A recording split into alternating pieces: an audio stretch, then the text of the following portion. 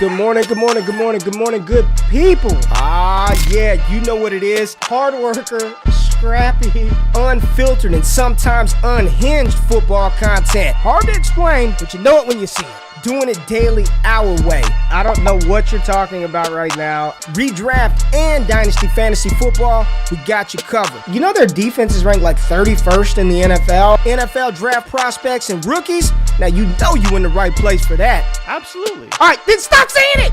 Then we're done. And prop bets with my man Jay Rich. Count that money, man. Now wipe the crust out of your eyes, get you a cup of coffee. It's time to wake your ass up with Ray G. You honestly are making absolutely no sense and you sound silly as hell.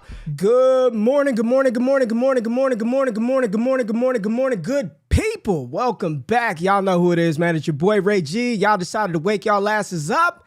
And for that, we appreciate you. Thank you for being here today on this beautiful Monday, July the 25th, last week of July. Training camp is underway.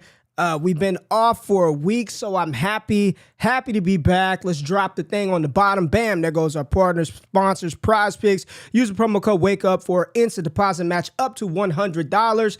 And you got to get in there because Prize Picks drops some really interesting lines, not just with the NFL, but also with college football. So get in there, tap in. Me and Jay are going to talk about that at some time. Maybe not this week.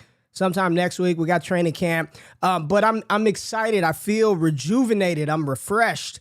And no, I did not go on vacation. So we were off all of last week. There was no vacation. We were supposed to go to Costa Rica for 8 days. Kid got sick like the Friday before we were traveling. My youngest got sick. My wife got sick. So we had to delay the entire trip. We canceled the entire trip. So we just spent the week relaxing, reflecting, trying to do some things better, thinking about what direction we want the show to go into, going into the fall, right? I've missed y'all. Like, I enjoy doing this. I enjoy coming on here and chopping it up about just sports, like shit that's going on in the football world. Mike Anderson, I don't know if you're in here this morning, basketball world, but it got me thinking, man. It got me thinking, like, why do we get up and do this every day? You know, 3 days a week, 4 days a week, depending on when we feel like it, extra videos. Like, why do we do this? And it's because we enjoy talking about sports, man. You know, when this thing started last August, like, it was technically a betting show. Like, this whole thing was supposed to be nothing but prop bets. And, you know, at that time, Jay and I were like, we like more than just prop betting. We like the fantasy football world. We like track and field. We like baseball. We like basketball. And I was looking at some comments as I was gone, you know, people checking out some of the old content, and they're like, it's a fantasy football. It's not a fantasy football show. It really is not. This is not a strictly fantasy football show. Yes, football is the bread and butter of what we do here. College football, NFL, we love fantasy football, we love dynasty. But damn it, Jay and I love sports, and that's why we do this. Like, we love sports. Now, we like some sports more than others. And again, the primary core of this content will always remain football. But how can you sit back and watch what's happening during the track and field world championships and not get goosebumps?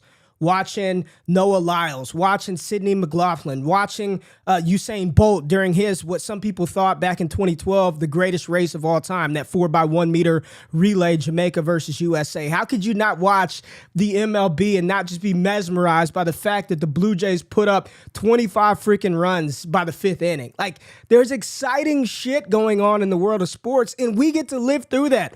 We get to experience that. We get to talk about that. Just as somebody who loves sports, like, we're going to talk about some of that stuff. This is not this. If every time we look at the comments, people jump on here, it's been 15 minutes until they start talking about fantasy football. Well, if it's 15 minutes, hit the fast forward button because there's some dope stuff going on that should be celebrated, that we should talk about.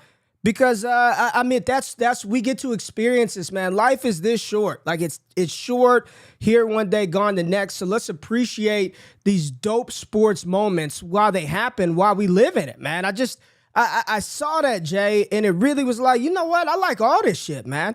It ain't just college. It's not just the NFL. It's everything, man. It's everything. And there's some really, really cool things going on in the world of sports, but neither here nor there. I had to get that off my chest because a lot of people they got this thing twisted. They got this thing. You're up at 7 o'clock in the freaking morning, 6 o'clock some places, 8 o'clock others. Shit, it's your lunch break. If you're across the pond, we want y'all to be entertained when you watch this show. You don't want to be statted to death at 6 o'clock in the fucking morning. You want to have some entertainment. Talk to me, GQ. Tell me what's going on. What do we need to know about? What should we be paying attention to, keeping an eye on? And me and Jay got y'all covered. So I'm just excited to see y'all back in the goddamn building, man. I'm rejuvenated. I'm refreshed. I feel good. Got a clean shave for y'all. You know what I'm saying? GQ got it together for y'all. Jay Rich, how you doing this morning, big dog? You're making me look bad with your clean shave and your new boom mic, and I'm just looking the same damn old guy I've been looking at for the whole time. But I do want to give a shout out to LaRonda McDaniel. She's in the chat today. Shout out to Brees. I believe he signed his contract last week, so good for him to see him get that together before Jets camp. But I'm back, man. We're excited. I know that everyone was expecting a lot more from me over the break. I took some time to relax too, but it's going to come in the coming weeks, so don't you worry about it. We're going to get the show back on track. But yeah, like you said, man, it's I'm a degenerate gambler now. I'm over the edge, as they say. Ray, I've been betting on the CFL, doing pretty well. That's been a journey. I had my Toronto Argonauts. We're down to a team that had 11 players out due to COVID, and they went on a 17-0 run in the fourth quarter, and they won the game. It was it's been good, man. It's been good. But like you said, the degenerate gambler in me has me looking at everything, every angle, anytime I can find the edge. I don't want the people to know about that. So I'm happy to be back. Happy to see you, my friend. Yeah, and, man. I'm loving the Sanders jersey on the background. I don't know if people have seen that yet. Yeah, you told me that the TV in the background was a thorn in your side for the longest, and when I moved it, you said, "Thank God you moved that damn TV out of the back of your background." So the TV's in front of me now, so I'm actually watching TV as we do the show. But nice. Jay, we've been out for a week. A lot of shit has happened in the NFL world. We kind of touched on it at the beginning. Training camp popping off. Rookies have reported. I think it's like full go this week. I believe it's like full go training camp this week. Tomorrow is everyone has to report. So I was looking that up. It is tomorrow. The 26th is the biggest day for most teams. You saw the Raiders have already started training camp. A few other teams have already started. The Bills, I believe, have started as well. But veterans report for all teams tomorrow. And so there is a few players that we're going to be watching to see, are they participating? Are they not? Because there is still the potential for camp holdouts for a couple of the stars in the NFL. But yeah, all the players and teams do report tomorrow officially. Well, before you jump into the news, let's say good morning to people. I see Shane Joe in the building, Mike A in the building, Albert, 7 Goat Rings, EV. Joe, what's up, my girl? We got to move that stuff all around. What's up, Joe? She said, I missed it. What's up, Joe? How you doing? Jay Peters in the building. Terrence, Dynasty Barry, good morning to you. Marlon, Matt Bruning, what's going down with you, Matt? Patrick Price, Mike is in the building. Hey, everybody that's watching this, subscribe to the newsletter. I think some of the shit that we're putting in the newsletter, Jay, probably should be articles, but we're giving it to people for free. Mike and Adam, 4D Chess Guys, putting stuff in there, talking about buy Jared Goff. If you want to know why Mike is saying to buy Jared Goff, tap into the All Gas newsletter. We got Dynasty Barry. We're running 2023 rookie mocks all year, all year. Rookie mocks, Devy mocks, and different observations and takeaways from what we're seeing, Jay. I'll just say, man, I started the new gig over at TDN. There are a lot of people very high on old Will Levis over there at the Draft Network. Very high on one Will Levis. There's a lot of stuff going. I mean, there's just so much shit going on, Jay. So much stuff going on. I didn't finish saying good morning to everybody in the building. James is in the building. Big Shy, John, Chris. Everybody, man. Everybody in the building. What's going on? LaRondra McDaniel. She's in the building. Bree's mom. Good morning, Miss McDaniel. How you doing? Good to see you. Jay, but let's go before the YouTube people. We're 11 minutes in. We have not talked anything. So let's go ahead and hit the news. What we got going on, Jay? So the biggest thing, like you mentioned, is training camp starting this week. It starts tomorrow. And I'm not going to go back over it fully, but I put this at the bottom of the notes, so I'll just get back to it. People were talking about holdouts, right? The three main guys, Ian Rappaport talked about it this morning. It's Derwin James, Deebo Samuel, and DK Metcalf are kind of our three big players we're looking at. All guys probably looking at $100 million contracts. All guys who have had some issues trying to get re-signed with their teams. And so those are kind of the main three guys that we're looking at for training camp tomorrow. He's talking about how there's the old holdouts. Now it's more of a hold in where you're at training camp, but you're not participating, so you don't get suspended, you don't lose any money, but you're still letting the team know that you're there, but you're not exactly fully engaged. And then, Ray, you put this in the show notes that there is a difference between the physically unable to perform, the PUP list for training camp, and for the regular season. So when you see guys get thrown on the PUP, it's not a big deal right now. They're not locked in for 4 games or 3 games, whatever the actual PUP list is for the regular season. So you see J.K. Dobbins on the list, Michael Thomas, Ronnie Stanley, a lot of high-profile players on this list. And then as well, there's the non-football injury list. And Ray, I don't know if you know this, but Jamison Williams got put on the non-football injury list. And the reason why is because he suffered his injury in college. So for some reason, because it wasn't at the NFL level, it's put on the not football injury list, which is odd. But so if you see guys on this non-football injury list, it could be one thing or something else. But as well, the preseason PUP, not a big deal. Guys can get activated, deactivated. And actually, in the terms of Michael Thomas, I know people are really worried about him. Nick Underhill was saying that he may be back in a couple of weeks, just off the list officially. So I did want to mention that.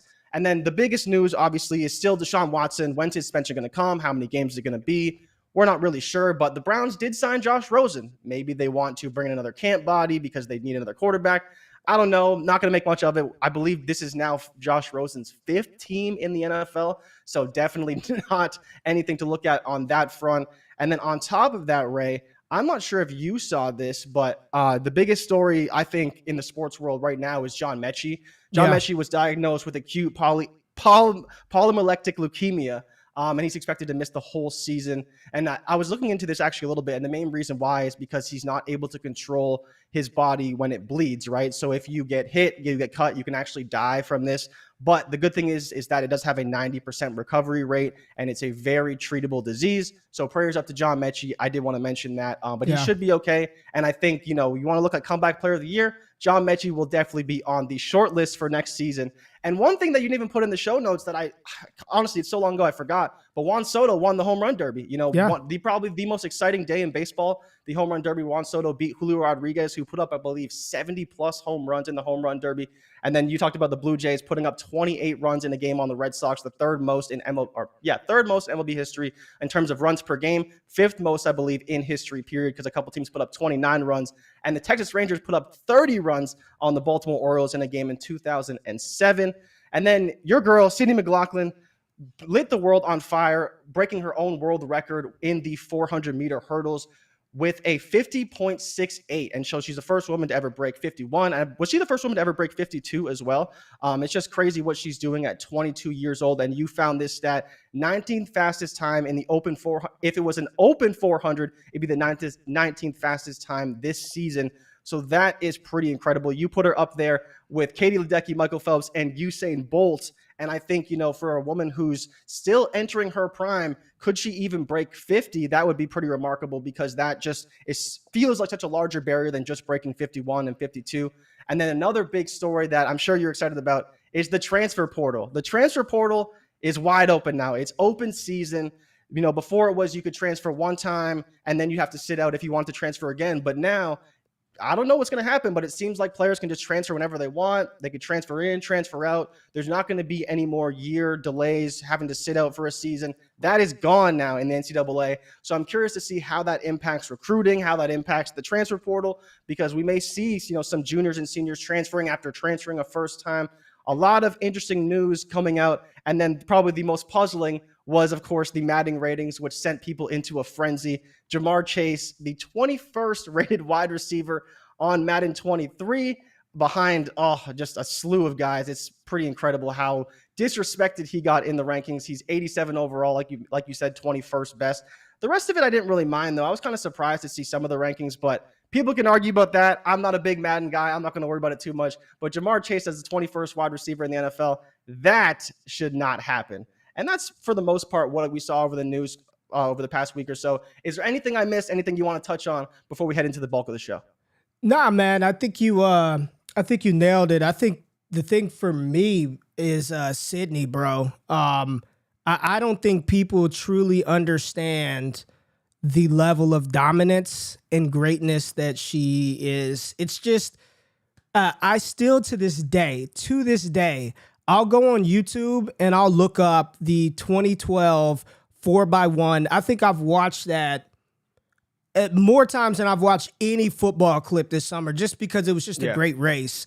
And to see what she's doing over hurdles at 22 years old, you watch that race and it looks like she's running against like children, because these are like the fastest people in the world. She's way the hell up here and they're way back there. At 22, I mean, she's right up there already with Katie Ledecky, swimmer, Michael Phelps, and Usain Bolt as some of the best track and field athletes, Olympians that we've ever seen. And she's only getting better and better. So shout out to her. I just 50.68 is nuts over hurdles. That's in freaking insane. So shout out to her.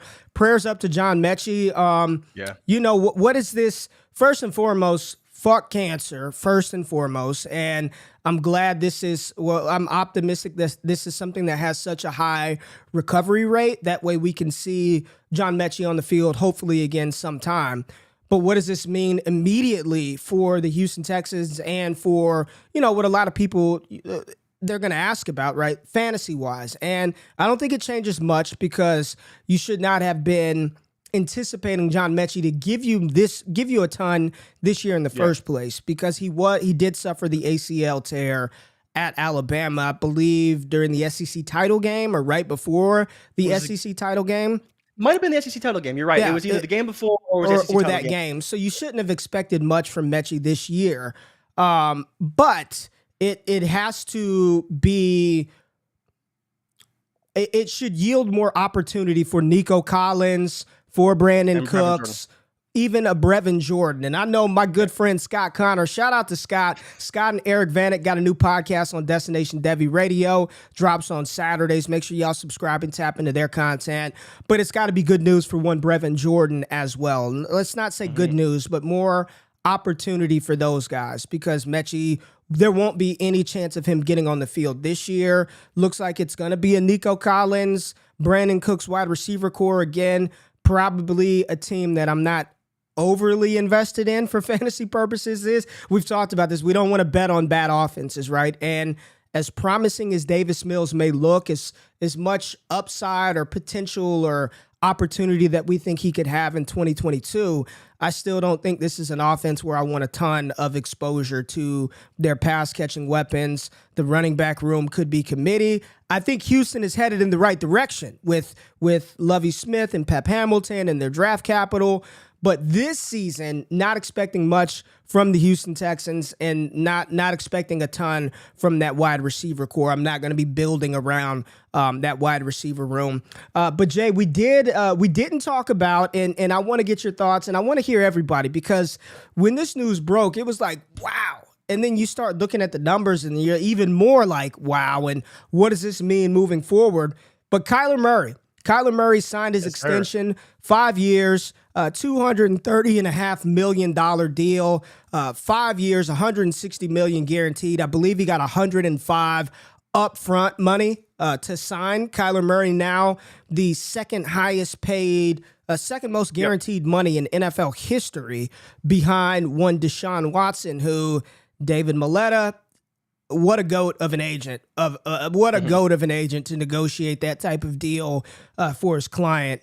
We're not going to get into the legality of Watson and the creepiness of him, but $230 million fully guaranteed is nuts.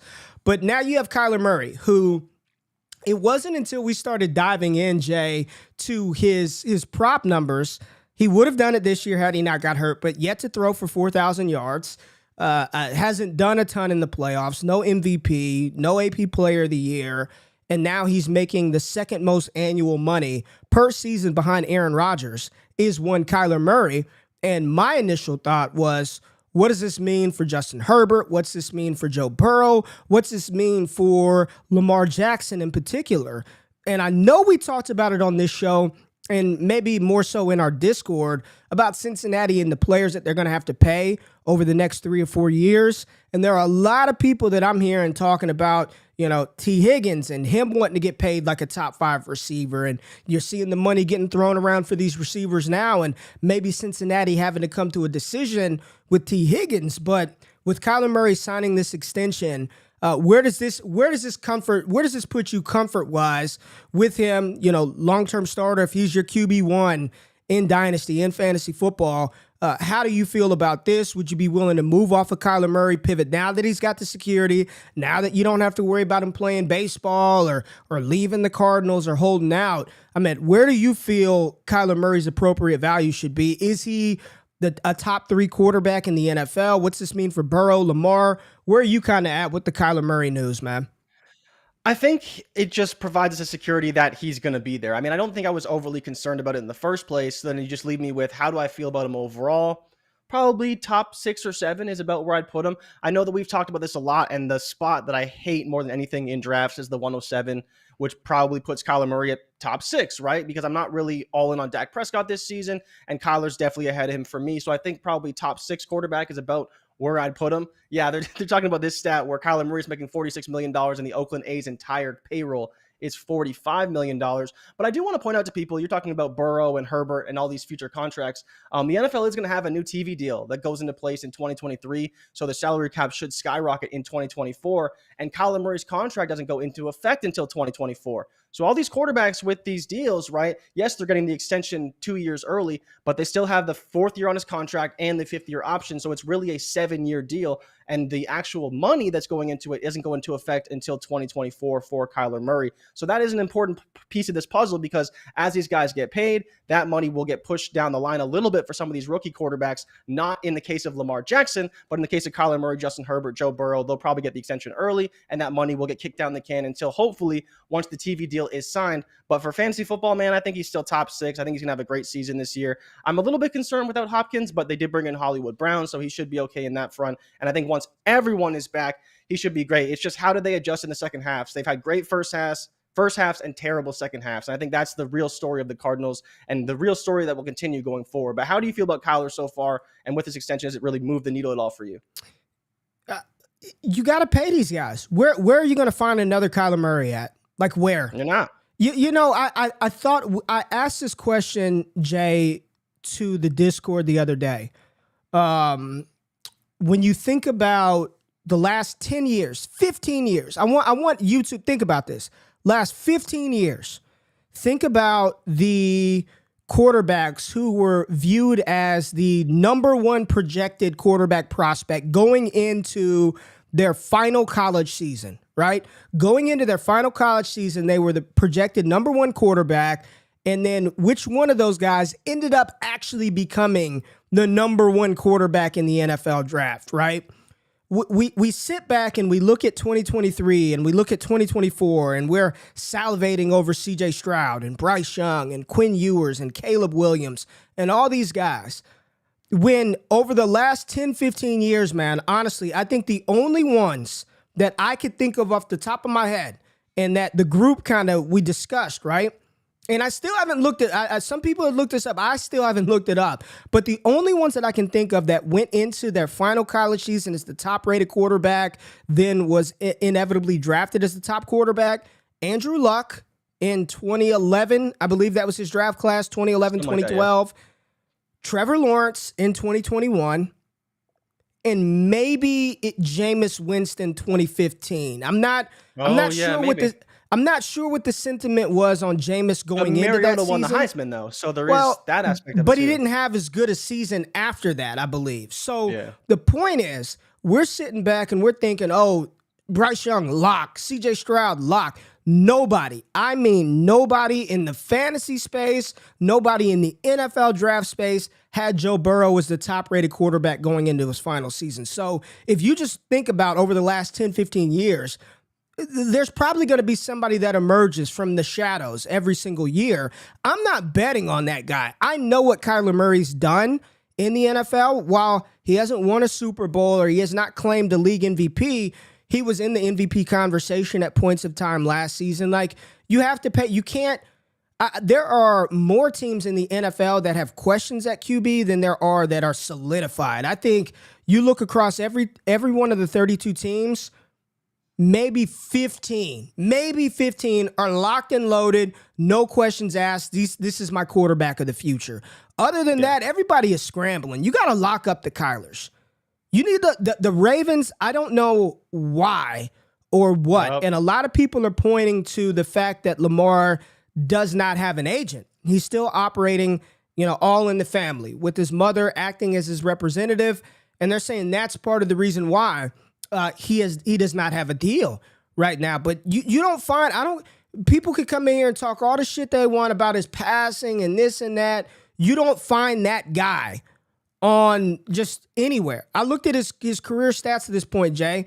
He's got like 9,967 career passing yards, 80-something touchdowns, 30 interceptions. His record, Lamar Jackson's record, regular season and playoffs, I believe it's 41-17. 41-17, almost 10,000 passing yards. I believe 4,000, close to 4,000 rushing yards, 20-something rushing touchdowns in his career in 4 years. That includes an Offensive Player of the Year, a league MVP. He's won games in the play. Like, you got to pay this guy. And you're asking me right now, man, if I had to ask you to just, what are the top 5 quarterbacks, if you had to project forward, thinking about top 5 quarterbacks in the NFL this time next year, dynasty, regular year. NFL, who do you think those top 5 quarterbacks will be? Man, I don't know if I'd put Lamar in there. I might put Kyler. So, it'd be Josh Allen, Justin Herbert, Patrick Mahomes, Deshaun Watson, and then you're looking at Kyler. You would take Kyler over Lamar? Burrow, maybe. I don't think I would do that. I couldn't do it, man. I couldn't do it. Maybe. I would take Lamar. As well, would you take Burrow over Lamar? Maybe. Maybe not. Maybe. Right? Maybe. Because I think I think you and I both agree Watson is a tier 1 guy. Like, when he's active, healthy, he should be a tier 1 guy, right? So there's 4. Because Mahomes, Mahomes, Allen, Herbert, and Watson. But who's your 5? Is it Lamar? Is it Kyler? Lamar. Is it Burrow? Lamar. I don't think there's really anybody else who's in contention there. Lamar would be my 5th. Lamar would be my 5th. It's funny because before the Watson allegations popped off, right after the 2020 season, I vividly remember January, February, the conversation was Deshaun Watson or Patrick Mahomes. Who's QB1? That was the conversation. And then I'm not sure when everything popped off. I believe it was around February, March, but it was well before we got to the draft, I believe. That's when everything kind of popped off and tanked Deshaun Watson. But the conversation was Mahomes or Watson. Watson had just come off of leading the NFL in passing with Will Fuller and Brandon Cooks. Led the league in passing on a bad offense, on a bad team. And the conversation was Patrick Mahomes or Deshaun Watson. So I do think that when on the field, and it's looking like, by all accounts, he ain't getting suspended for a year. You could debate that with the judge and the NFL and whomever. I'm just the messenger. I'm just telling you what people are saying. He ain't getting suspended for a year. Deshaun Watson's a top 5 quarterback in the NFL. I'm taking Watson over Kyler. I'm taking him over Burrow. I'm taking him over Dak. I'm taking him over 100%. Lance. I'm taking him over her. He's a top 5 quarterback. I think Lamar Jackson is right there with those guys. Period. Like, I'd take him over Kyler Murray 10 out of 10 times, man.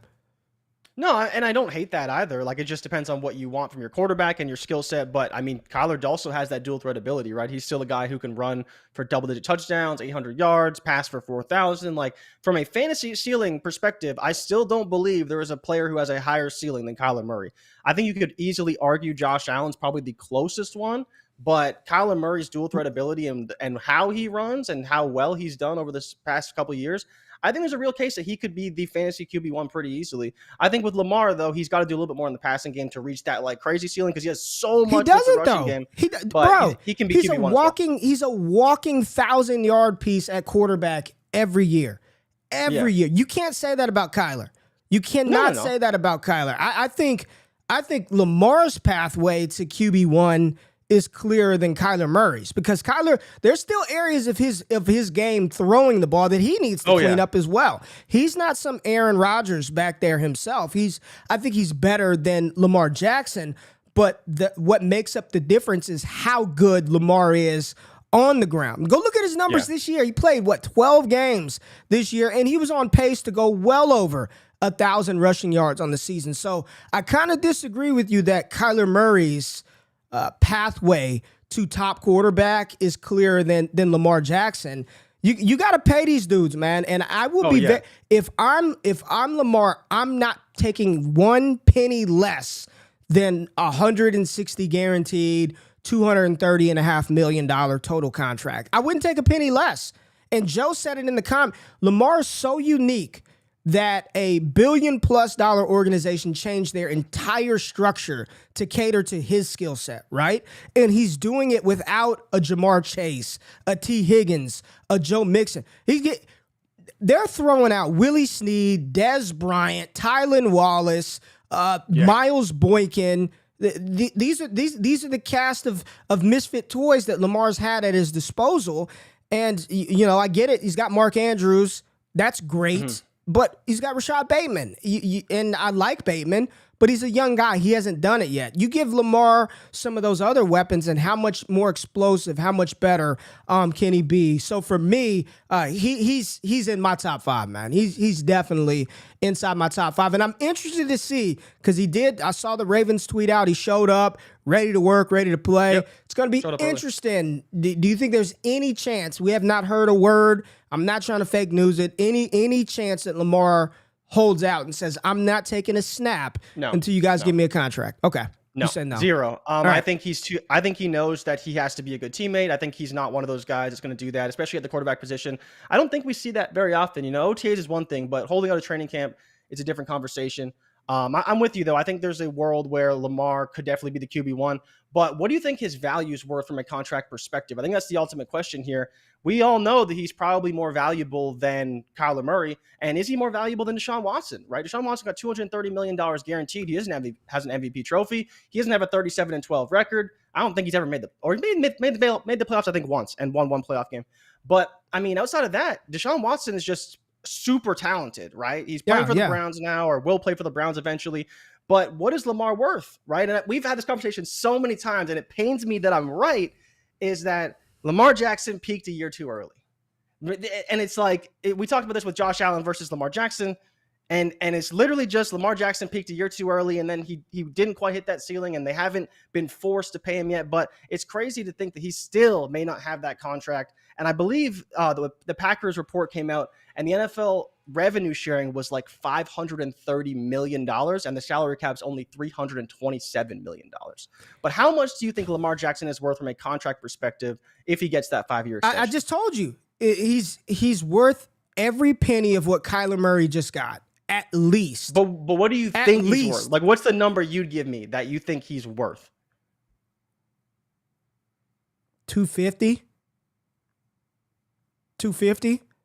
Okay. I think he's probably 175 guaranteed. If I'm him, I want 160, 165, 175 guaranteed. Something like that, man. Yeah. I don't think he holds out either. I'm just guaranteed. I'm not. Let me just say this. I'm not some fucking contract specialist. I don't know. Like you're fishing for something to which I'm just throwing shit out there. All I know is what Kyler got, he's worth that plus. That's all I know. I know he's not worth less than Kyler Murray. I know that for a fact. So something interesting. So I'm just looking at some NFL news as we head into training camp. This is this just happened 3 minutes ago. Jay, 3 minutes ago. So we got a little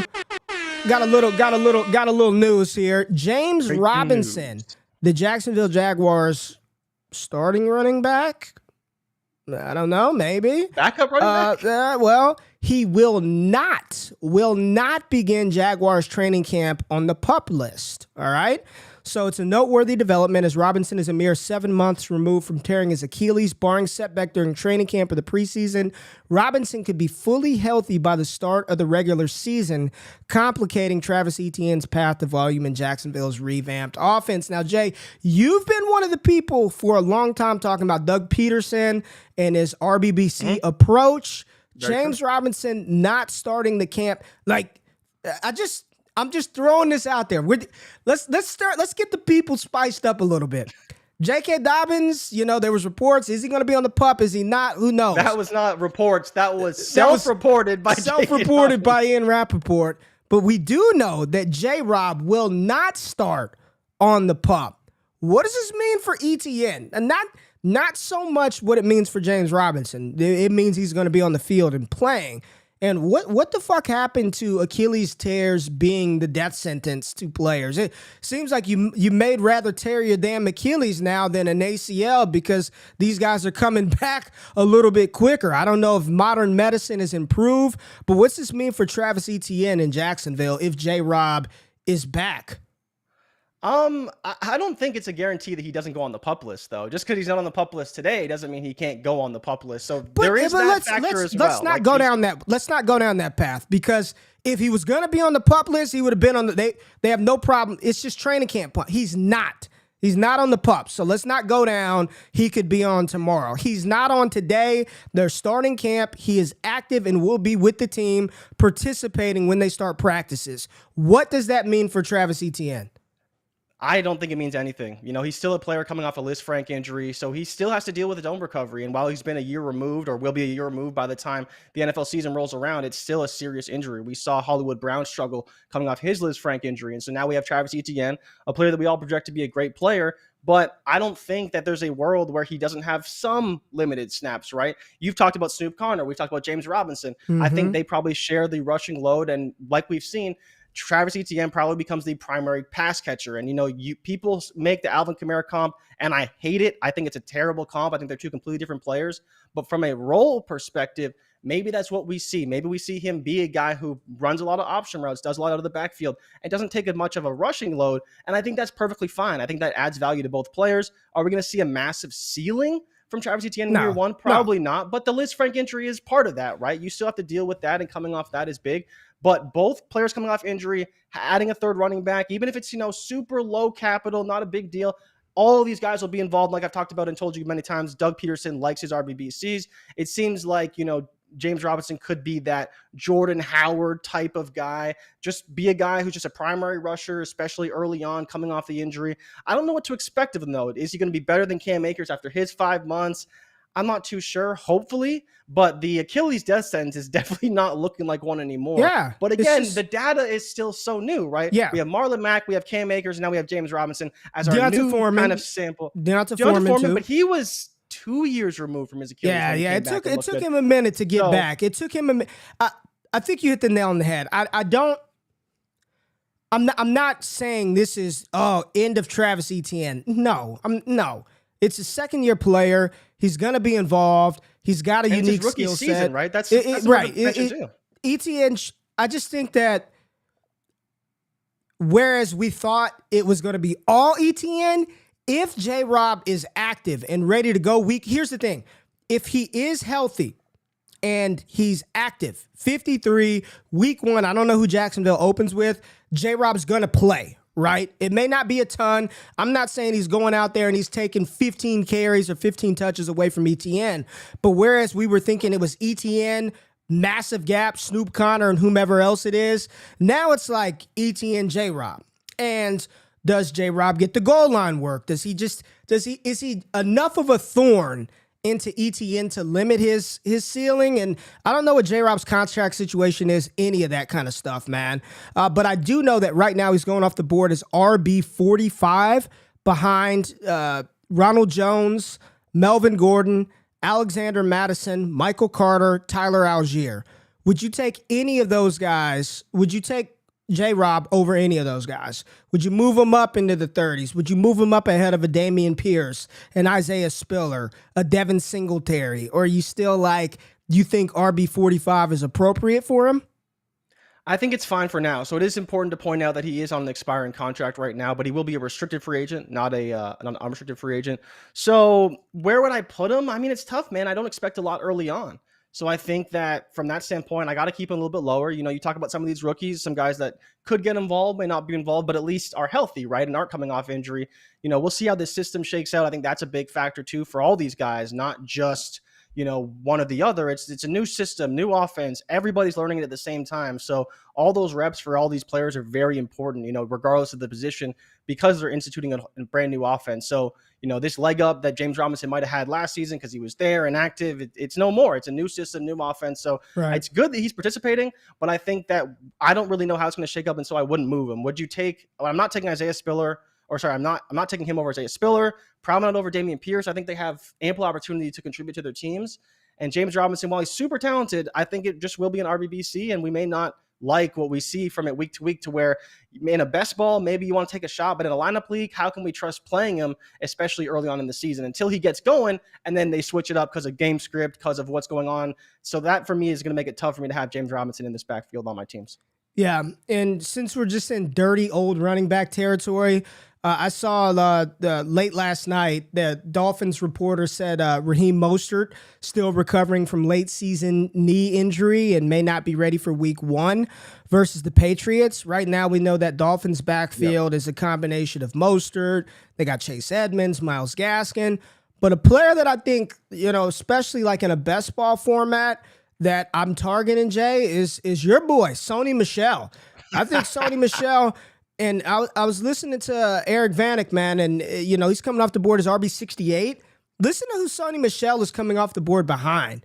Mark Ingram, Trey Sermon, Tyler Batty, Kyron Williams, Darrell Williams. He ain't dead yet. He could fall in the end zone 8 or 9 times this year. Mostert, he's always hurt. There's knee injuries. Chase Edmonds, whenever he got the opportunity to be the guy, he really couldn't do it. Running back by committee approach, San Francisco. What are you?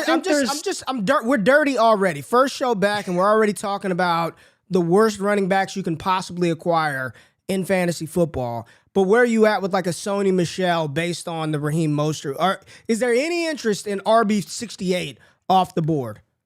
Hey, who's all these naked people in our chat, bro? Man? The bots are keeping me busy this morning. The bots are keeping me busy this morning. But Sony Michel, I think, is interesting, right? Because like you said, he could be the goal line back. The thing for me with Sony is that I don't think that he's a great fit for the system, right? And if you want to extrapolate that further, Kyle Shanahan said he's going to have a committee approach as well. And part of it was due to the injuries to Elijah Mitchell. But again, you're talking about Trey Sermon. I'm not taking Trey Sermon. Don't want him. Give me Sony Michel over him for sure. But at the end of the day, I just don't know if he's a good fit for the system. And so from that perspective, at best, he's a goal line back. So maybe he gets 5 carries and, like you said, falls in the end zone. But what is that? 7 points, 8 points? It's still a very low ceiling guy. But I don't know. To your point about Chase Edmonds, he has the contract. Is he the guy? I don't know. But he has the contract to be the guy in that backfield. So we'll see. But do you have concerns about Elijah Mitchell with Kyle Shanahan talking about that committee approach this season? Nope. No concern. Elijah Mitchell, he's healthy. He's the guy, right? It's no Jeff Wilson. I like the prospectus of Tyrion Davis-Price. But Elijah Mitchell healthy, Elijah Mitchell's the guy. That's just... When Elijah Mitchell was on the field last year, he got all the work, unless it was Deebo Samuel. It was Elijah Mitchell, then some Deebo. Maybe they sprinkle in a TDP here or there, but I think if Elijah's healthy, Elijah's the guy. And I'm not. Is TDP your number 2? The report said it's Jeff Wilson. Yeah. These coaches do that deferential stuff, man, to their veterans. So, I'm taking the information as it's presented, right? I think a lot of shit will play out over, we get preseason games in a couple of weeks, and all these backup players, all these rookies, we're going to get a chance to see them, and you'll be able to tell which guys have the juice, which guys have the wiggle, which guys pop on tape. That we'll be able to tell early on which one of these guys may have some additional appeal for us in our leagues as we move forward. Everybody's saying no to Sony Michel. All right, so just shit on my take. That's fine. When Sony Michel ends up with 10 touchdowns, all of y'all will owe me an apology on this damn show. But Jay, that's it. That is it. It is 7:45. We are going to stay on schedule. We're going to get in for the people who stuck around the whole time. If you're new, we appreciate you being here. We appreciate you tapping in. We missed a lot of stuff this past week, so we just kind of wanted to play catch up. We've got some really unique stuff. I think on Wednesday, we're going to take a look at some 2023 players, man. I want to dive into the college class. We're going to do some. We got a lot of ADP. I want to talk through some of these 2023 prospects and where the points of inflection are in our upcoming rookie drafts, at least going into the season, right? Going into the season, value, a lot of people arguing me down, Jackson Smith and Jigba over Kayshon Boutte. We'll see. We shall see. So, Jay, you saw his over-under, right? Yeah, I saw it. You saw Jackson's over-under? 1450? 1450, man. I saw it. Jay, anything you want to say to people before we get out of here? No, man, I'm just happy to be back. Happy the people are here, and we're going to have a lot of new stuff on the way. So don't you worry. We're going to get it for you. And thanks for joining us, man. And I'm out. Yeah, we appreciate y'all tapping in. Thank y'all for being here. Make sure in the description, subscribe to the newsletter. Dope shit in the newsletter. Check out all the awesome pods. Like I said, Scott Connor's got something on the channel with Eric Vanek. We got Jeff Mueller coming with an injury podcast. Talk about all the hurt players and what these things actually mean and how we should be approaching. We got a lot of good stuff. More goodies on the way. Easter eggs, giveaways, fun shit, engagement stuff. We are happy to be back. I'm glad you're here. Hit the thumbs up button. Comment for the algorithm. And make sure you wake your ass up on Wednesday bright and early, 7 a.m. Central Standard Time. We'll see you. Y'all have a great week. I'm out. Peace.